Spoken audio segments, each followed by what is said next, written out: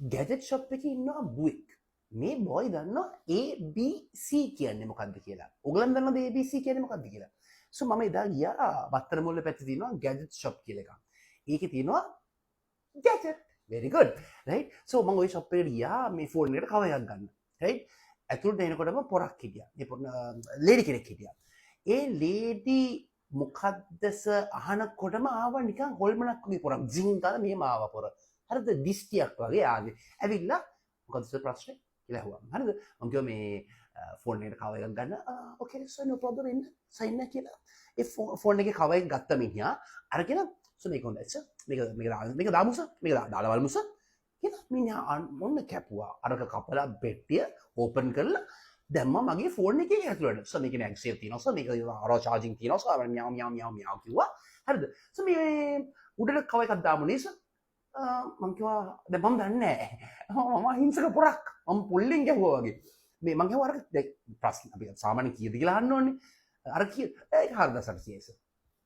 4800යි sir. Right. ඊට පස්සේ අරක දාමුනේ සර් ගරිලා ග්ලාස් එක දාමුනේ සර් ගරිලා ග්ලාස් දාලා දෙකක් තියෙනවා සර්. මේක තමයි සර් ග්ලාස් එක සමම මේක දාමුනේ. මේක හොඳයි සර් මේක දාමු.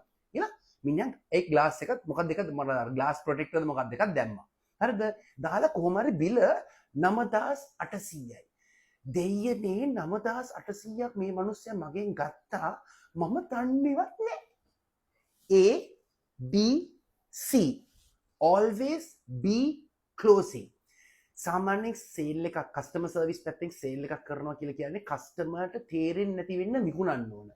මේ මිනිස්සයා කරේ මේ ගැජට් ෂොප් එකේ සුපිරි බුවා කරේ මට තේරෙන්නේ නැතුව මේක මට වික්කා.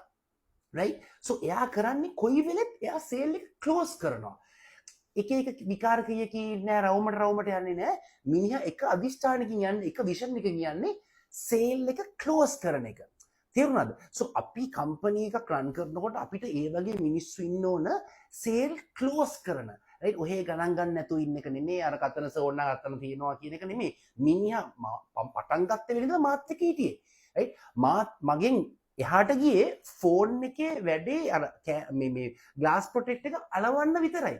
එතකන් සේල් එක ක්ලෝස් කළා තමයි පස්ස බැලුවේ. අන්න බුවා. so ගැජට් ෂොප් එකේ අයිතිකාරයෙක් මම දන්නේ ඉන්නවද කියලා අයිතිකාරයෙක් ඉන්නවද? ඉන්නවනම් මම කියන්නේ ඉන්නවා ඔයගලන්ගේ පැලවත්තේ බ්‍රාන්ච් එකේ මිනිස්සෙක් ඒ මිනිස්සයා මාර සේල්ස්මන්. මම ඔයගලන්නම් එයාට ප්‍රොමෝෂන් එකක් දීලා තියාගන්න සමහරවිට එයාත් දන්නේ අයිතිකාරයා. anyway always be closing. Service Sensei out.